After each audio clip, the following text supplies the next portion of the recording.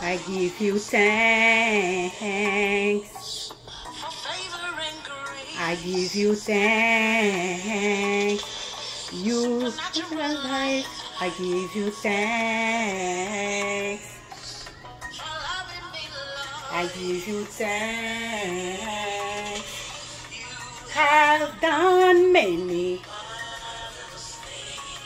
I stand in all of you.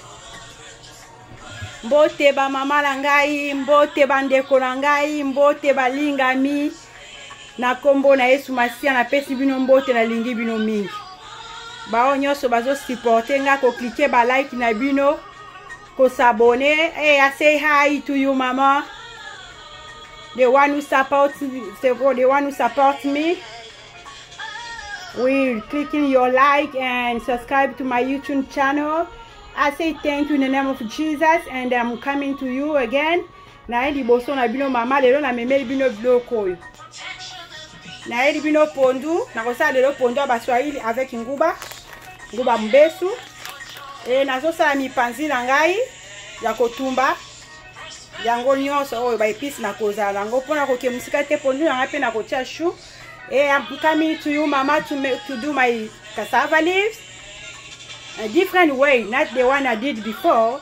It's gonna be with peanut, the fresh peanut. This is the peanut, the fresh peanut. So I'm gonna have cassava leaf with garbage, and I'm gonna have to do my rib. I'm gonna bake it.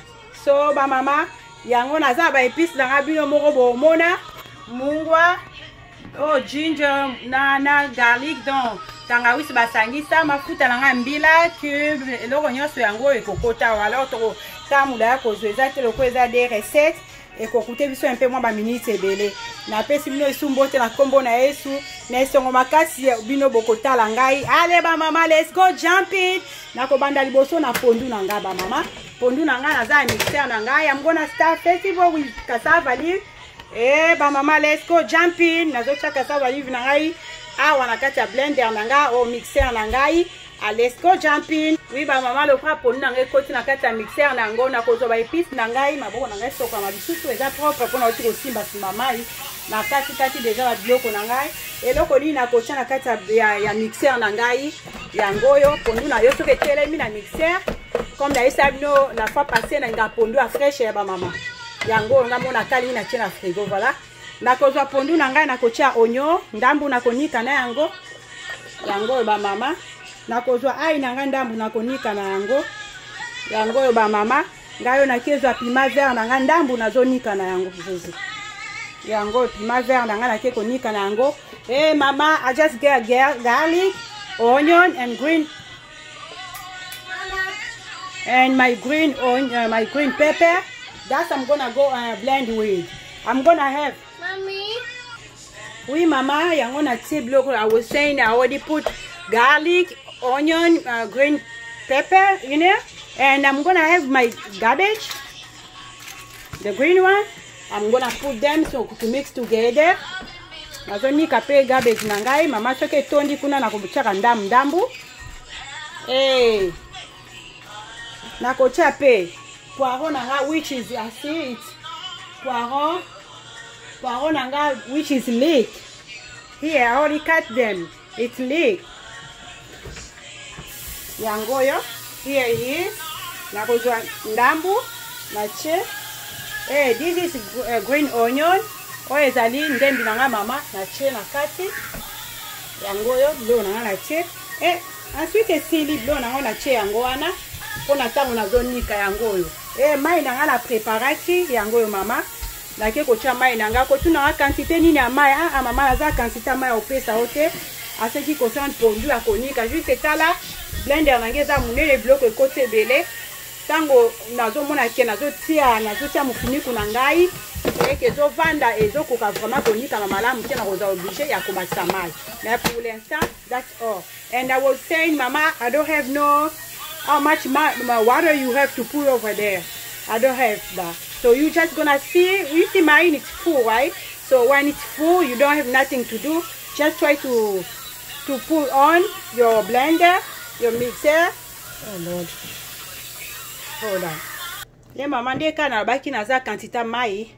Quantité mai ya kopesa yote.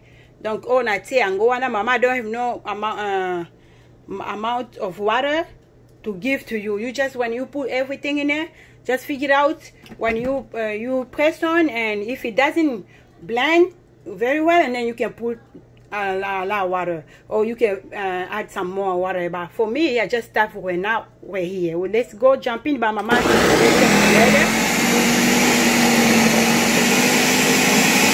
Once it doesn't work so well, I got my, when I use the spoon, I go to down with a full use manga. Then we go put again. I go put on a cat. I go see now. The pato put on a cat by mama. Okay, nazo koto finango parce que e ko vanda penza bien témoigner pendant que nini chou nanga e koti na penza nyonso te na tie concombre nanga ite loko nanga mususu na e koti te nazo kende ko finango et puis mai nanga indam nanga na ke ko bakisa mpona moni ezo tambola malamu ni te. Voilà ma maman. And I just had some more water and I smash it so it can sit very well.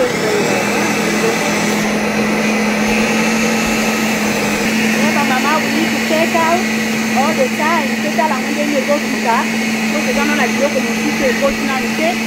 So for la, so come when I do so, you go to it. Yango yo ko deja asali yango, yango ko kombre, continent. Na chaki pe na kocha ginger na ngai, na kocha tangawizi na ngai. I'm gonna have to put ginger also, and this is cucumber, one thing gonna go, and this is celery also gonna go in there, mama. Yeah, that's my cassava. Let's go jump in.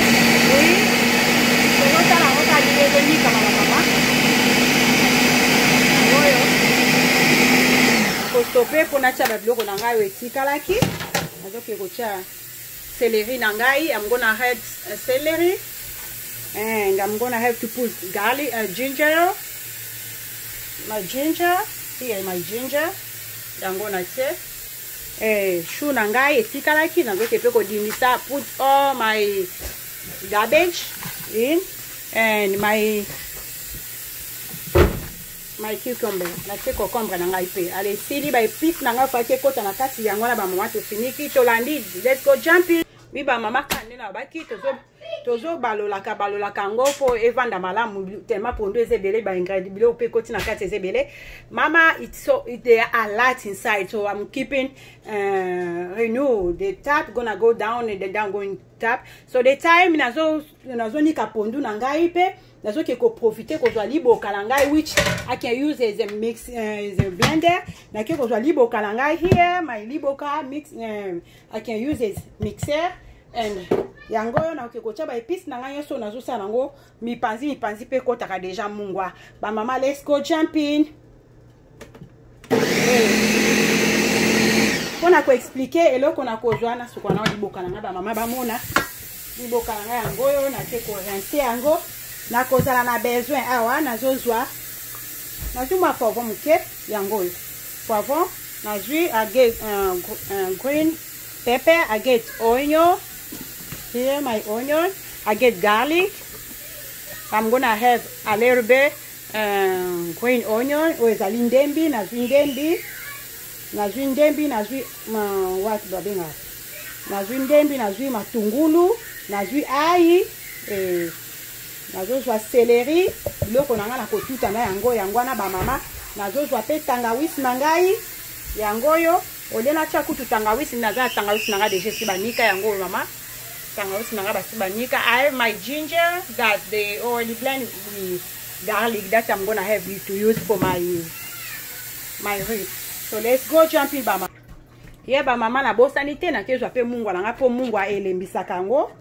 Elembisa mwa ba épice mwa mbango na ucha mwa ebele penza te. Mungu apena za quantité opesa oteta mi panzi na ngai. Donc mi panzi na yo so que zebele moi mungwa quantité belé so eza muke mungwa quantité muke bon na freiner na nu blender pour eso ça so makelele. I just tap to my blender because it's going to make us noisy. Everything I'm going to try to tell you, Mama, you're not going to listen. So I put everything, I put salt in there. I'm going to have to put inside here. So I don't have no amount, how much salt you can have to add. I don't have that much because mine a lot. Like I told you, I don't cook a lot of food, so I can keep some, I can save some for next days or next time. So that's why I have this. I have to blend this one. This is like just like mixer. So ko za pena liboka te oza mixer na mixer na monke okokonika. So ko za pena mixer na yo ya oza na mixer te ko za pena liboka eza na okande moko yo mo kamba kolamba. Let's go jump. Heba mama yango yo ba ipisi na nga na toki ko tuta na hetu prometa mino pena ko cha celery na kata bilo na nga. I told you guys I'm going to have to add some celery. Yango yo na celery na nga kati awa nzoki kututa ba mama to kutani quelques minutes après to mona ni ba mama. Oui ba mama na oki kozwa pe kibi na ngai ya mike na ozango 4 o ezo sala équivalent ya de jimbo yango yo 4 kibi na nga na zotia e na kokezwa pe o babenga ngo black pepper ketchup na biso yango pe na oki kotia na tuta na yango ensemble pona so mama I'm gonna have to put black pepper. I put black pepper inside here when I'm blending my stuff or I'm smashing them, and I'm gonna have 4 cubes, which is the same as this one. This one, the big, it's gonna be like I have 4. It's gonna be like 2 of these cubes. So now I'm gonna go chana kati. I'm gonna have to blend them together. So to take my time, okay guys. Ba mama, let's go jump in. Kuna pepo nuna biso ezo ni kama. Let's go mama. Okay mama. Nuna biso pe la moni. E koki nango deja. Oko tuna mama Christella kondango olembisa ka makasi wi yanga na ngakele mama makasi. Nenga komona makasa te meba mususu ba ngama makasa. Mine I like them to be smashed, to be really very well blend. That's why mine now I think this is enough. And I finished also to mix my all ingredients that I was putting here. Come down na ngana cha ona kati ya mipanzi na ngai yango ba mama na china kati ya mipanzi na ngai na kubakisa na okina kubalola ona mona espace na ngana ya mukene nga mingi na kati eza na espace na balo mipanzi na nga awa. Ba mama to kutani mo après. Oui mama yango yo mipanzi na ngana oke ko balola na ba ingredient na ngana teki azo balola na koke ko bakisa mama na oke bakisa tomate ya boîte na nga yango yo. I'm gonna have to add tomato pasta. Let's go. Oui ba mama na oke pe ko tia ni na ngai yango yo nazanga ngote eza kati na citron. Na zanga kotia on akata ba bilo na nga nazo tumba te tomate na nga na tie yango na exagérer te ko tuna nga tomate te quantité ni non juste to pesa ngo eza la moi rouge okoki ko sala ya pembe okoki pe ko sala ya rouge ya pembe, c'est-à-dire otie no tomate ya boîte te otie no tomate ya boîte te olandi en carbon mais ko koma te pembe na moto tant ozo tumba iko changer couleur par rapport à place ya réchaud eza place moko okoko tumba bilo na o ebima jamais pembe. Alors so il faut ngeke ça rouge pour na boîte tomate ya boîte. Here we go yango na te na yo ke ko tia mustard nanga oyo. I'm gonna have to add yellow mustard. So that's I'm gonna put, and then after that I'm gonna have to put here the name nut ngoyo nutmeg na ko ke baksa ni nangai muscade nangai. Et voilà ba mama to kutani sima na sisa ba opération wana nyonso yango ba mama na ajouter mustard nangai, jaune mustard et apudi ma yellow mustard and now te yango so utali na uti konika muscade nangai. I just put this one also nutmeg yango. Okay ba mama, let's go to kutana simana balola ba épice nangai na jampi na pondu. Let's go jumping. Oui ba mama tala yango après avoir ko balola mipanzi nangai tala moni ale ko tikala naza huile nangai pe na okiko bakisa mwandamba huile quantité ya huile pe na oyebisa oti mama quantité ya huile na opesa ona za nango te omoni ele kapende te yango yo tala na che huile nangai ele kate juste kaka ekota pe na kati kwa yango na tie huile na ngata moni huile na ngana tie I just had a little bit oil, not that much, not too much oil, and I'm gonna go to renew that. Nazoke ko balulango mama yango oyo nazo balulango ma bien. Oui ba mama na cheki pe mungu na mekaki na meki mungu ekani mwandambu na basama muke kaka po mungu ape ko tiaka ebele te mama oh vraiment na oke kanite lete kotaka na chepe na basa munene pona ngabio na ngeza la espacer ezali kota mungu abieza la lèvre ça nona na mona ke ngoza ki trop muke lenga za mama mutabio ka minene esomba babio na minene de façon que ale la rolamba mama I just changed the container that I was putting my ribs, and I get the big one. I love so my stuff to be, you know, in very nice space. So here we go, mama. To pesa ngwata ino dita to rozonge na ngopo na kotumbango. Toke ko jump na pondu. Let's go, mama. Yes, mama na ko za pondu na ngasiko to komi to zonge li pondu na biso. Na yo na li pondu na nga. Yangoyo na chia ngona kaka. Yanjungu na ngaya munene yangoyo none pondu na ngaya yangoyo nakata pondu na ngaya mama nazo basela ngocha mai na kwa libo kalanga deta zekalaka yeah my cassava leaf I put in my spice and I'm gonna add water.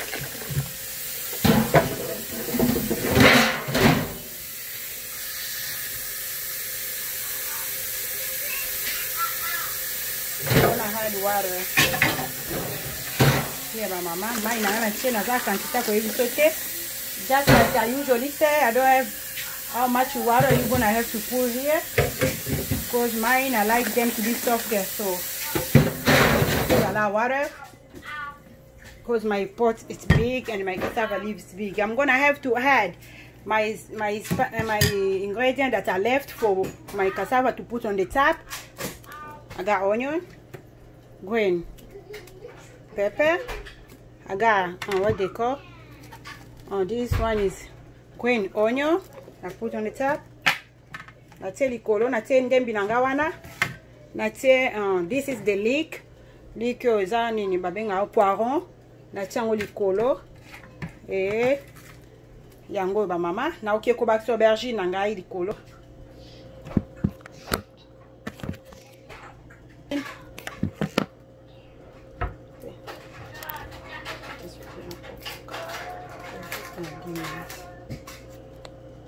Biba mama do na ganyo so na tie pe cube na ngami bale yangoyo moko ekoti deja moko yango na kuna yo so na kete on a réchaud. Let's go jump in ba mama to kutani na réchaud. Biba mama pondu na nga yangoyo botali yango na réchaud nazoki ko bakisa pe mafuta na ponga la chaka mafuta biloko nyonso mbala moko na ke ko zwa to kutani ba mama. Biba mama na loba na bino mafuta ta mafuta na nga yangoyo. Mafuta na nga palme yangoyo just red oil na zwaki mwa quantité na nga na tie kopo mba pona bi pondu na ngeze ebele ba mama tala pondu na ngai to kozela ngo to katoko ya kozongela ngo soit dans 30 minutes ba mama to pesa 30 minutes poto ko tala vani malam te o eza différent ya pondu eza on a ça qui la fois passé te o eza pondu ya nguba mubesu. This is different one than the one I did before. Before is gonna be with nuts. And let's go jumping. We're gonna come back after 30 minutes to check on it and see how it's doing well or not. We have to renew if it's boil in the middle. We need to come back later. Let's go after 30 minutes. Let's go jumping. Oui, mama tobaki tozongela ngo lisusu na 30 minutes, mais 30 minutes na moni za musika ezo toka penza bien te. Mama said we're gonna come back after 30 minutes, but it doesn't boil like it's supposed to be. It's to look. So we need to come and turn it. I'm worried about probably it's gonna mess up my stove. So to take yango suba mama etoka. Suba mama to yokota esu ipanzi na biso ndenge nini za to meka mwa mungu soki ekangaki ine ya duka na biso to pesa ki yango nge koka. Meka mungu. Parfait. Parfait. Oh my gosh. La on mérite na keta kobanga ndezo toka. Tala pondu mama, tala pondu. Ino pe vert. Les autres ont bien. On a fini qui n'a maman tozongi la souci. Let's go. Maman langa c'est pas le moment côté pondu na biso nguba. Nguba. Tokocha nguba sikote. Tokocha nguba sikote. Nguba na biso ti pondu na biso ko le mama e komo ko kita po ebika conséquence ya nguba ndenge ziksa pondu. I was saying we cannot put peanut inside my cassava leaf right now. We cannot, because it's gonna make my cassava leaf burn before to be ready before to get ready. So that's why we're saying now I have to put it, but not now. Let's go jump in by mama. Wait for a couple minutes. We'll come back later again. For English people, I just came to see my ribs how is going on, and the test result is going so well. Let's go, my mama. I give it hour, so we are now in 15 minutes. We're gonna come and bake them. Let's go, mama. Oui, bah maman de na baki tokyo zonga kututa pondu. Oui, pondu na so my kitty tala. Here, mama. Here our cassava leaf. It's time for us to put peanuts. Here, peanuts. My fresh peanut. So I'm gonna put a little bit now. Chaka moi muke ba mama na obalolate. Muke kaka mwandam quantité moko ya mwandam par rapport à pondu na ngai. Mwandam par rapport à pondu na ngai. Après to kotika ngo iswe kotoka. When we're gonna do this, we're gonna leave it to boil again. Need to boil a lot, otherwise we're gonna get stomach pain, or you're gonna have something different in your stomach. On to tika ba mama etoka moi muke nde to wako ba olasima. Let's go. Champi. Ma maman est à Congo, Brazzaville, Congo, Kinshasa, partout, Gabon, ezali pinato nga lobi ezali nguba mbesu ba mama konda nguba mbesu onde na mikola mbela biso lelo pona kozonga mama passer na mona ki na kota ki trop na anglais ba mama bonimbi mingi. Allez, let's go jumping to kozonga sima. Oui mama na moni iner na biso dita to pesa ki ni pansi na biso koki. Mama I gave my rib hour, and it's the time that now I can put my rib in the oven. So let's go jumping ba mama to kutani. Ba mama kota pondu na biso na dimne mwa moto eto kasiko malembe e kota mipanzi na nga yango na oke kocha na four manga yango ba mama mipanzi na four to zongela ngo sima yango wana to zongela ngo sima. Let's go jumping. We come back to check again our cassava leaves. So kota isu pondu na biso ba mama to ko balola ngo mukie yango mako balola makasi te pongu bandenge koti na kati e koki kozika malembe kaka malembe donc moto na diminuer pe. I just put low my stove, so I'm scared about my cassava leaf can be burned because of the thing I put in the peanuts that I put in it. So let's go jump in. Ezana na mai ba mama tozo zela total. Yes mama to kobosa na ponu na biso te loko ekota ki ku ba do marele kenge. We need to check all the time with our cassava leaf because we put peanuts. So, and I gotta taste salt also. Na equipe mungu na biso ekoki ba mama, merci. Eza bien, tozo tika ngoka ketoka. Eza ya loso. Pondu normalement eza ba Swahili, Bangala, pondu na biso ba Swahili. Donc, okolia ngona loso, okolia ngona kwanga, okolia ngona fufu pe. Po bata fufu pe ba ozanga te, ba okolia ngona fufu. Loso kolia open na makembo, kolia ngona manioc. You can eat with fufu, rice, and cassava root. What else? You can eat with banana plantain. So, ba mama to tika ngo to kananu to zozongela to ketala pe. Biloko na biso kuna na moto yango wana funa balola. Yango la ba mama ezo pela na malamu na ke ko balola ngo. Ipanzi na biso yango ba mama. Ok, ko balola ngo. Yango mipanzi na biso na moto to balola. Yana baloli pe mama azunga supu na ngetika la kia yango yo. Ok, ko tia ngo kuna.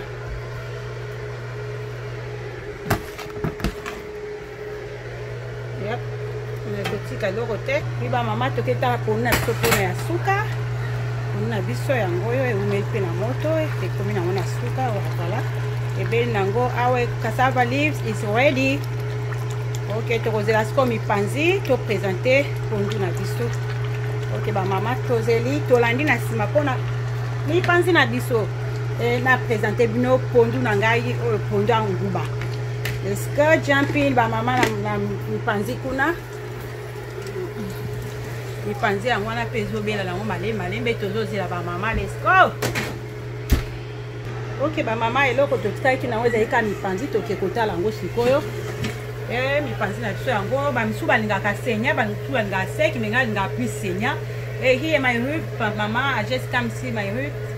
So it's fine for me. It's time for me to present you my food. I'm gonna put in the plate. Nazoke kochanga na plan ngai pondu na biso pe yango yo esi ebela ki nango to banda ozela ka mipanzi. Let's go jump it okutani na mesa ba mama. Bien ba mama to komi na tanga ko présenter bino pondu na ngai yanguba. Hey, it's time for me to present you mama my cassava leaf with peanuts. So here my rib that I was baking. Oh my gosh. Talang nini nanga mipanzi nanga mama.